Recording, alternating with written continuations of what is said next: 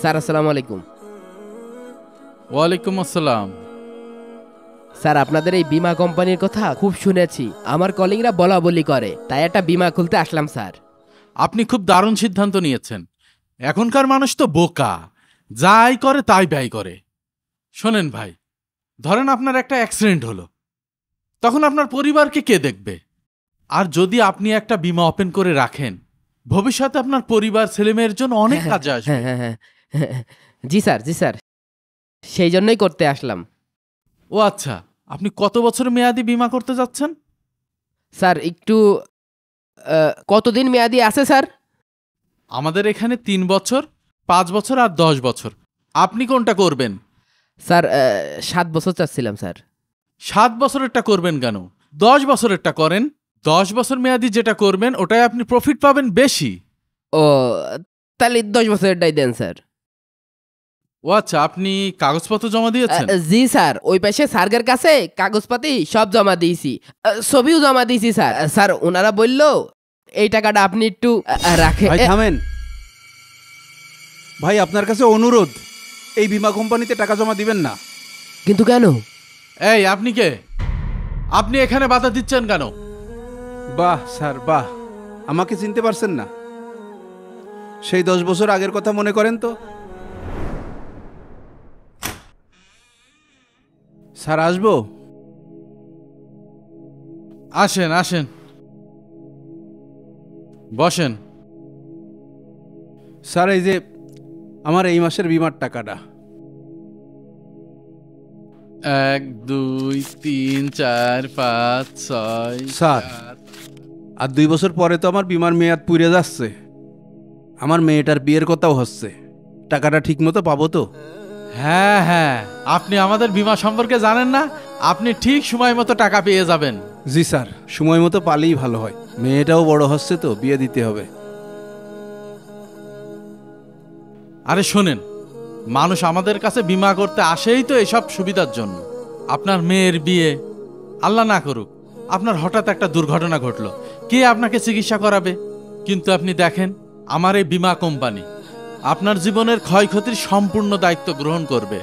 জি sir, মেয়ের বিয়ের কথা চিন্তা করেই তো এই 8 বছর ধরে বীমা চালায় যাচ্ছি। এখন সময় মতো টাকাটা পেয়ে গেলি আমার আর চিন্তা নেই। আসি স্যার। মুস্তাক ভাই, জি ভাই। এই পাশে যেরকম একটা তাক বানাইছো না, এই পাশেও সেরকম একটা তাক বানাবো। মাপ দাও দিনি ভাই, মাপ দাও। ঠিক আছে ভাই। হ্যাঁ, ওই পর্যন্ত হলেই হবে না। এই মাহমুদ ভাই, দাঁড়াও দাঁড়াও দাঁড়াও, এত তাড়াহুড়ো করে কনে যাচ্ছ? দোকানটা নিলাম, কিরাম হয়েছে কও? ফাইন হয়েছে। আরে দাঁড়াও দাঁড়াও, যাচ্ছ কনে? আর ভাই বইলো না, আমার একটা বীমা আছে, বীমা অফিসে টাকাটা জমা দিয়ে কাজে যেতে হবে। ভাই আর যাই করেন বিমা করেন না ভাই। আরে তোমরা তো হিসেব কিতাব বোঝো না, যা আয় করো তাই খরচ করো। সঞ্চয় কিছু আছে? এখন একটা বিপদ হলে কে দেখবে? কেন, আল্লাহ বাঁচাবে। আল্লাহর পারে ভরসা করে ঘরে বসে থাকলে তো আর হবে না, নিজের চেষ্টাটা তো করতে হবে। ভাই আমিও 5 বছর ধরে একটা বিমা কোম্পানিতে টাকা রাখছিলাম। কোম্পানিটি ছিল ভুয়া কোম্পানি, আমাকে আজ দেয় কাল দেয় বলে ঘুরিয়ে ঘুরিয়ে কোম্পানি উধাও। কি লাভ বলেন? মাহমুদ ভাই, নিজের টাকা নিজের কাছে রাখাই শান্তি। আমিও তো ব্যাংকে টাকা পয়সা রাখি না, নিজের হাতে করে টাকা পয়সা হইল, এই সুন্দর দোকানটা নিলাম। শোনো ভাই, তোমাদের বুঝ তোমাদের কাছে, আমার বুঝ আমার কাছে।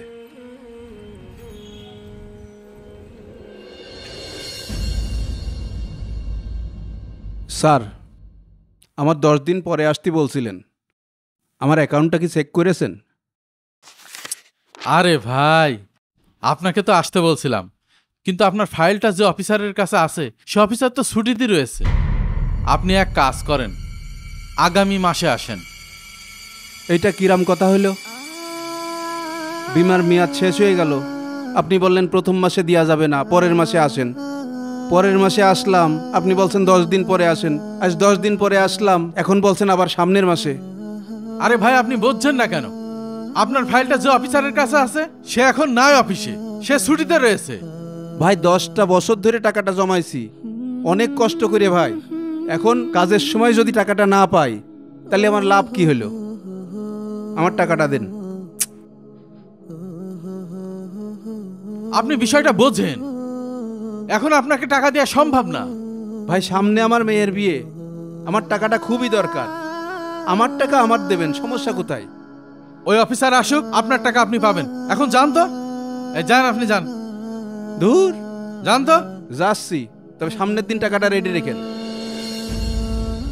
আসেন ভাই আসেন, আপনার কথাই ভাবছিলাম। বসেন, আপনার চেক রেডি হয়ে গেছে,